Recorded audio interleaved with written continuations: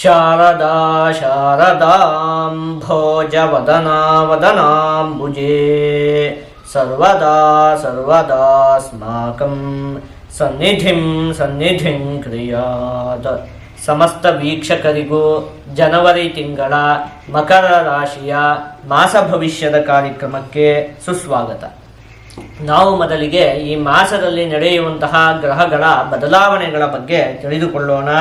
ಈ ತಿಂಗಳ 4ನೇ ತಾರೀಕಿನಂದು ಬುಧಗ್ರಹ ಧನಸ್ಸು ರಾಶಿಗೆ, 24ನೇ ತಾರೀಕಿನಂದು ಮಕರ ರಾಶಿಗೆ, ರವಿಗ್ರಹ 14ನೇ ತಾರೀಕಿನಂದು ಮಕರ ರಾಶಿಗೆ, ವಕ್ರವಾದ ಕುಜಗ್ರಹ 21ನೇ ತಾರೀಕಿನಂದು ಮಿಥುನ ರಾಶಿಗೆ, ಶುಕ್ರಗ್ರಹ 28ನೇ ತಾರೀಕಿನಂದು ಮೀನ ರಾಶಿಗೆ ಪ್ರವೇಶವನ್ನು ಮಾಡ್ತಾ ಇರುವಂಥದ್ದು.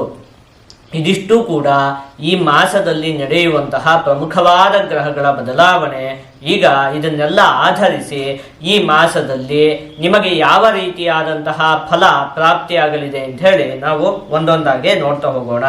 ಮೊದಲನೇದಾಗಿ ನಿಮಗೆ ಶುಕ್ರಗ್ರಹ ದ್ವಿತೀಯ ಭಾವದಲ್ಲಿ ಸ್ಥಿರವಾಗಿರುವುದರಿಂದಾಗಿ ಅನೇಕ ಮೂಲಗಳಿಂದ ಧನಲಾಭ ಅಂತ ಹೇಳುವಂಥದ್ದು ಉಂಟಾಗುತ್ತೆ. ಯಾಕೆಂದರೆ ದ್ವಿತೀಯ ಭಾವ ಅಂತ ಹೇಳಿ ಆದರೆ ಧನಸ್ಥಾನ. ಭರ್ತವ್ಯಮಖಿಲಂ ವಿತ್ತಂ ಅಂದರೆ ಹಣಕಾಸಿಗೆ ಸಂಬಂಧಪಟ್ಟಿರುವಂತಹ ವಿಚಾರಗಳನ್ನೆಲ್ಲ ದ್ವಿತೀಯ ಭಾವದಿಂದ ಯೋಚನೆ ಮಾಡುವಂಥದ್ದು. ಅಲ್ಲಿ ಪ್ರಕೃತವಾಗಿ ಶುಕ್ರಗ್ರಹದ ಸ್ಥಿತಿ ಇರೋದ್ರಿಂದಾಗಿ ಹಣಕಾಸಿಗೆ ಸಂಬಂಧಪಟ್ಟಿರುವಂತಹ ವಿಚಾರದಲ್ಲಿ ನಿಮಗೆ ಈ ಮಾಸದಲ್ಲಿ ಅತ್ಯಂತವಾಗಿ ಅಭಿವೃದ್ಧಿ ಉಂಟಾಗುತ್ತೆ ಅಂತ ಹೇಳಿ ಯೋಚನೆಯನ್ನು ಮಾಡಬಹುದು.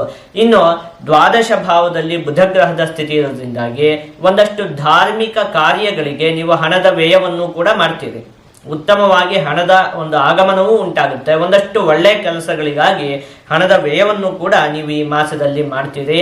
ಇನ್ನು ವ್ಯಾಪಾರಿಗಳಿಗೆ ನಿರೀಕ್ಷೆಗೂ ಮೀರಿದಂತಹ ಲಾಭ ಈ ಮಾಸದಲ್ಲಿ ಉಂಟಾಗುತ್ತೆ. 10ನೇ ಭಾವದ ಅಧಿಪತಿಯಾದಂತಹ ಶುಕ್ರಗ್ರಹ ದ್ವಿತೀಯ ಭಾವದಲ್ಲಿ ಸ್ಥಿತವಾಗಿರೋದ್ರಿಂದಾಗಿ ಉದ್ಯೋಗದಲ್ಲಿ ನಿಮಗೆ ವೇತನ ಹೆಚ್ಚಾಗುತ್ತೆ. ಅಂದರೆ ನೀವು ಯಾವುದೋ ಒಂದು ಕೆಲಸವನ್ನು ಮಾಡ್ತಾ ಇದ್ದೀರಿ ಅಂತ ಹೇಳಿ ಆದ ಪಕ್ಷದಲ್ಲಿ ಅದರಲ್ಲಿ ನಿಮಗೆ ಸಂಬಳ ಅಂತ ಹೇಳುವಂಥದ್ದು ಹೆಚ್ಚಾಗುತ್ತೆ. ಇನ್ನು ಉನ್ನತವಾದ ಸ್ಥಾನಮಾನಗಳು ಕೂಡ ಪ್ರಾಪ್ತಿಯಾಗುತ್ತೆ. ನಿರುದ್ಯೋಗಿಗಳಿಗೆ ಉದ್ಯೋಗ ಅನ್ನುವಂಥದ್ದು ಕೂಡ ಪ್ರಾಪ್ತಿಯಾಗುವುದಕ್ಕೆ ಈ ಮಾಸ ಅತ್ಯಂತ ಉತ್ತಮವಾಗಿದೆ. ಒಟ್ಟಲ್ಲಿ ಉದ್ಯೋಗಕ್ಕೆ ಸಂಬಂಧಪಟ್ಟಿರುವಂತಹ ವಿಚಾರದಲ್ಲಿ ಈ ಮಾಸ ಉತ್ತಮವಾಗಿದೆ. ಇನ್ನು ಬೃಹಸ್ಪತಿ ಗ್ರಹ ಪಂಚಮ ಭಾವದಲ್ಲಿ ಸ್ಥಿತವಾಗಿರುವುದರಿಂದಾಗಿ ನಿಮಗೆ ಅನೇಕ ಭಾಷೆಗಳನ್ನು ಕಲಿಯುವಿಕೆಯಲ್ಲಿ ಆಸಕ್ತಿ ಉಂಟಾಗುತ್ತೆ. ಅಂದರೆ ನಿಮ್ಗೆ ಯಾವುದೋ ಒಂದು ಭಾಷೆ ಬರ್ತಾ ಇರುತ್ತೆ. ಈಗ ಉದಾಹರಣೆ ಕನ್ನಡ ಭಾಷೆ ಬರ್ತಾ ಇರುತ್ತೆ, ನಾನು ಇನ್ನೂ ಒಂದು ಯಾವುದೋ ಇಂಗ್ಲೀಷನ್ನು ಕಲಿಬೇಕು ಅಂತ ಹೇಳಿ ಆಗಿರಬಹುದು. ಒಟ್ಟಲ್ಲಿ ಅನೇಕ ಭಾಷೆಗಳನ್ನು ಕಲಿಬೇಕು ಅಂತ ಹೇಳುವಂತಹ ವಿಚಾರದಲ್ಲಿ ನಿಮಗೆ ಆಸಕ್ತಿ ಎನ್ನುವಂಥದ್ದು ಉಂಟಾಗುತ್ತೆ. ಇನ್ನು ಶುಕ್ರಗ್ರಹ ನಿಮಗೆ ದ್ವಿತೀಯ ಭಾವದಲ್ಲಿ ಸ್ಥಿತವಾಗಿದೆಯಲ್ಲ, ಆ ಸಂದರ್ಭದಲ್ಲಿ ಕೀರ್ತಿ ಲಾಭಂ ಶುಭಂ ಸೌಖ್ಯಂ ಪ್ರತಿಜ್ಞಾ ಪರಿಪಾಲನಂ ದೇಹ ಸೌಖ್ಯಂ ವಸ್ತ್ರಲಾಭಂ ದ್ವಿತೀಯೇ ಭೃಗು ಸಂಸ್ಥಿತೆ ಅಂತ ಹೇಳಿ ಹೇಳಿರುವಂಥದ್ದು. ಕೀರ್ತಿ ಲಾಭ ಅಂದರೆ ಸಮಾಜದಲ್ಲಿ ನಿಮಗೆ ಗೌರವ ಪ್ರಾಪ್ತಿಯಾಗುತ್ತೆ. ಅದಾದ್ಮೇಲೆ ಪ್ರತಿಜ್ಞಾ ಪರಿಪಾಲನಂ ಅಂದರೆ ನೀವು ಈ ಹಿಂದೆ ಕೊಟ್ಟಿದ್ದಂತಹ ಒಂದಷ್ಟು ಮಾತುಗಳನ್ನು ನೆರವೇರಿಸ್ತೀರಿ. ಅಂದರೆ ಯಾರಿಗೋ ಏನೋ ಒಂದಷ್ಟು ಪ್ರತಿಜ್ಞೆಯನ್ನು ಮಾಡಿರ್ತೀರಿ, ಅಂದರೆ ಈ ರೀತಿಯಾಗಿ ಮಾಡಿಕೊಡ್ತೀನಿ ಅಂತ ಹೇಳಿ ಅದನ್ನೆಲ್ಲ ಈ ಮಾಸದಲ್ಲಿ ಮಾಡಿಕೊಡ್ತೀರಿ. ಅಥವಾ ನೀವೇ ಒಂದು ಪ್ರತಿಜ್ಞೆಯನ್ನು ಮಾಡ್ಕೊಂಡಿರ್ತೀರಿ, ನಾನು ಈ ರೀತಿಯಾಗಿ ಆಗಬೇಕು ಅಂತ, ಅದೆಲ್ಲ ಈ ಮಾಸದಲ್ಲಿ ನೆರವೇರುತ್ತೆ. ಇನ್ನು ದೇಹ ಸೌಖ್ಯ ಆರೋಗ್ಯಕ್ಕೆ ಸಂಬಂಧಪಟ್ಟಿರುವಂತಹ ವಿಚಾರದಲ್ಲಿಯೂ ಕೂಡ ಈ ಮಾಸ ಅತ್ಯಂತ ಉತ್ತಮವಾಗಿದೆ. ಇನ್ನು ಈ ತಿಂಗಳ 21ನೇ ತಾರೀಕಿನ ಮೇಲೆ ಕುಜಗ್ರಹದಿಂದಲೂ ಕೂಡ ನಿಮಗೆ ಅತ್ಯಂತ ಉತ್ತಮವಾದ ಫಲ ಅಂತ ಹೇಳುವಂಥದ್ದು ಪ್ರಾಪ್ತಿಯಾಗುವುದಕ್ಕೆ ಶುರುವಾಗುತ್ತೆ. ಆ ಸಂದರ್ಭದಲ್ಲಿ ನಿಮಗೆ ಷಷ್ಠ ಭಾವದಲ್ಲಿ ಕುಜಗ್ರಹದ ಸ್ಥಿತಿ ಇರುತ್ತೆ. ಹಾಗಾಗಿ ಮೂಳೆಗಳಿಗೆ ಸಂಬಂಧಪಟ್ಟಿರುವಂತಹ ಅನಾರೋಗ್ಯದ ಸಮಸ್ಯೆಗಳು ನಿಮಗೇನಾದರೂ ಬಾಧಿಸುತ್ತಿದ್ದಂತಹ ಪಕ್ಷದಲ್ಲಿ ಅದೆಲ್ಲ 21ನೇ ತಾರೀಕು ಆದಮೇಲೆ ಕಮ್ಮಿ ಆಗುವುದಕ್ಕೆ ಅವಕಾಶ ಇದೆ. ಕುಜಗ್ರಹ ಷಷ್ಠ ಭಾವದಲ್ಲಿ ಸ್ಥಿತವಾದಂತಹ ಸಂದರ್ಭದಲ್ಲಿ ವಸ್ತ್ರಲಾಭೋ ಧಾನ್ಯಲಾಭೋ ಧನಲಾಭೋ ಯಶಸ್ತಥಾ ಮನೋಲ್ಲಾಸೋ ಧರ್ಮಸಿದ್ಧಿ ಷಷ್ಠಮಸ್ಥೆ ಕುಜೇ ಭವೇತ್ ಅಂತ ಹೇಳಿರುವಂಥದ್ದು. ಅಂದರೆ ಮುಖ್ಯವಾಗಿ ಎಲ್ಲ ವಿಚಾರದಲ್ಲಿಯೂ ಕೂಡ ಎಲ್ಲ ರೀತಿಯಿಂದ ನಿಮಗೆ ಲಾಭ ಅಂತ ಹೇಳುವಂಥದ್ದು ಉಂಟಾಗುತ್ತೆ. ಯಾವುದು ವಸ್ತ್ರ ಲಾಭ, ಬಟ್ಟೆಯ ಒಂದು ಲಾಭ ಉಂಟಾಗುವಂಥದ್ದು, ಅದರ ಧನ ಲಾಭ, ಹಣಕಾಸಿನ ಒಂದು ಲಾಭ ಉಂಟಾಗುವಂಥದ್ದು, ಈ ರೀತಿಯಾಗಿ ಎಲ್ಲ ವಿಚಾರದಲ್ಲಿಯೂ ಕೂಡ ನಿಮಗೆ ಲಾಭ ಅಂತ ಹೇಳುವಂಥದ್ದು ಉಂಟಾಗುತ್ತೆ. ಮನೋಲ್ಲಾಸ, ಮನಸ್ಸಿಗೆ ಒಂದು ನೆಮ್ಮದಿಯ ಪ್ರಾಪ್ತಿಯೂ ಕೂಡ ಉಂಟಾಗುತ್ತೆ. ಧರ್ಮಸಿದ್ಧಿ, ಅದೇ ಆದಷ್ಟು ಧಾರ್ಮಿಕ ಕಾರ್ಯಗಳಲ್ಲೆಲ್ಲ ಆಸಕ್ತಿ ಉಂಟಾಗುತ್ತೆ. ಈ ಹಿಂದೆ ಯೋಚನೆ ಮಾಡಿದ್ವಲ್ಲ, ಹಣಕಾಸಿನ ಆಗಮನವೂ ಚೆನ್ನಾಗಾಗುತ್ತೆ, ಒಂದಷ್ಟು ಒಳ್ಳೆಯ ಕೆಲಸಗಳಿಗಾಗಿ ನೀವು ಹಣದ ವ್ಯಯವನ್ನು ಕೂಡ ಮಾಡ್ತೀರಿ.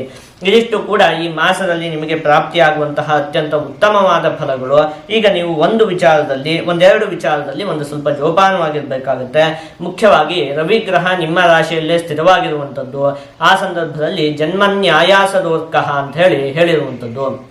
ಹಾಗಾಗಿ ಒಂದು ಸ್ವಲ್ಪ ಆಯಾಸ ಕಾಡುವಂತಹ ಸಂಭವ ಇರುತ್ತೆ, ಅಂದ್ರೆ ಸುಸ್ತು. ಯಾವುದೇ ಒಂದು ಕೆಲಸ ಮಾಡೋಕೆ ಹೋದ್ರೂ ಕೂಡ ಒಂದು ಸ್ವಲ್ಪ ಆಯಾಸ ಉಂಟಾಗುತ್ತೆ, ತುಂಬಾ ಸುಸ್ತು ಉಂಟಾಗುತ್ತೆ, ಈ ರೀತಿಯಾದಂತಹ ಪರಿಸ್ಥಿತಿಗಳು ಉಂಟಾಗುತ್ತೆ. ಏನ್ ಮಾಡ್ಬೇಕು ಹೇಳಿ?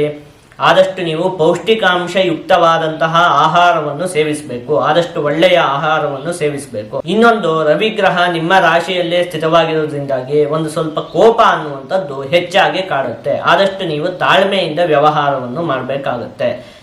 ಆದಷ್ಟು ಕೋಪವನ್ನು ನಿಮ್ಮ ನಿಯಂತ್ರಣದಲ್ಲಿ ಇಟ್ಕೊಳ್ಬೇಕಾಗುತ್ತೆ. ಈ ಒಂದು ಎರಡು ವಿಚಾರದಲ್ಲಿ ನೀವು ಒಂದು ಸ್ವಲ್ಪ ಜೋಪಾನವಾಗಿದ್ದಂತಹ ಪಕ್ಷದಲ್ಲಿ ಇನ್ನು ಉಳಿದಂತಹ ಎಲ್ಲಾ ವಿಚಾರದಲ್ಲಿಯೂ ಕೂಡ ಈ ಮಾಸದಲ್ಲಿ ನಿಮಗೆ ಉತ್ತಮವಾದ ಫಲ ಅಂತ ಹೇಳುವಂಥದ್ದೇ ಪ್ರಾಪ್ತಿಯಾಗುತ್ತೆ. ಈಗ ಇದನ್ನೆಲ್ಲ ಒಟ್ಟುಗೂಡಿಸಿ ಒಂದೊಂದೇ ವಿಚಾರದಲ್ಲಿ ಈ ಮಾಸದಲ್ಲಿ ಯಾವ ರೀತಿಯಾದಂತಹ ಫಲ ಪ್ರಾಪ್ತಿಯಾಗಲಿದೆ ಅಂತ ಹೇಳಿ ನೋಡ್ತಾ ಹೋಗೋಣ. ಮೊದಲನೇದಾಗಿ ಆರೋಗ್ಯಕ್ಕೆ ಸಂಬಂಧಪಟ್ಟಿರುವಂತಹ ವಿಚಾರದಲ್ಲಿ ಈ ಮಾಸ ಉತ್ತಮವಾಗಿದೆ. ಕುಟುಂಬಕ್ಕೆ ಸಂಬಂಧಪಟ್ಟಿರುವಂತಹ ವಿಚಾರದಲ್ಲಿಯೂ ಕೂಡ ಈ ಮಾಸ ಅತ್ಯಂತ ಉತ್ತಮವಾಗಿದೆ. ಇನ್ನು ವಿದ್ಯೆಗೆ ಸಂಬಂಧಪಟ್ಟಿರುವಂತಹ ವಿಚಾರದಲ್ಲಿ ವಿದ್ಯಾರ್ಥಿಗಳು ಒಂದು ಸ್ವಲ್ಪ ಆಲಸ್ಯವನ್ನು ತ್ಯಜಿಸಬೇಕು. ಇನ್ನು ಹಣಕಾಸಿಗೆ ಸಂಬಂಧಪಟ್ಟಿರುವಂತಹ ವಿಚಾರದಲ್ಲಿ ಈ ಮಾಸ ಈ ಹಿಂದೆ ಯೋಚನೆ ಮಾಡಿದಂತೆ ಹಣಕಾಸಿನ ಆಗಮನ ತುಂಬಾ ಚೆನ್ನಾಗೇ ಆಗುತ್ತೆ. ಒಳ್ಳೆಯ ಕೆಲಸಕ್ಕಾಗಿ ಅದನ್ನು ವ್ಯಯವೂ ಕೂಡ ನೀವು ಮಾಡ್ತೀರಿ. ಇನ್ನು ಉದ್ಯೋಗಕ್ಕೆ ಸಂಬಂಧಪಟ್ಟಿರುವಂತಹ ವಿಚಾರದಲ್ಲಿಯೂ ಕೂಡ ಈ ಮಾಸ ಅತ್ಯಂತ ಉತ್ತಮವಾಗಿದೆ. ಆದಷ್ಟು ನೀವು ಈ ಮಾಸದಲ್ಲಿ ಭಗವಂತನಾದ ಶಿವನ ಒಂದು ಆರಾಧನೆಯನ್ನು ಮಾಡಬೇಕು. ಹೀಗೆ ಮಾಡುವುದರಿಂದ ನಿಮಗೆ ಯಾವುದೇ ಅಶುಭ ಫಲ ಅಂತ ಹೇಳುವಂಥದ್ದು ಪ್ರಾಪ್ತಿಯಾಗುವುದಿಲ್ಲ, ಎಲ್ಲ ಶುಭ ಫಲಗಳು ಕೂಡ ಪ್ರಾಪ್ತಿಯಾಗುತ್ತೆ.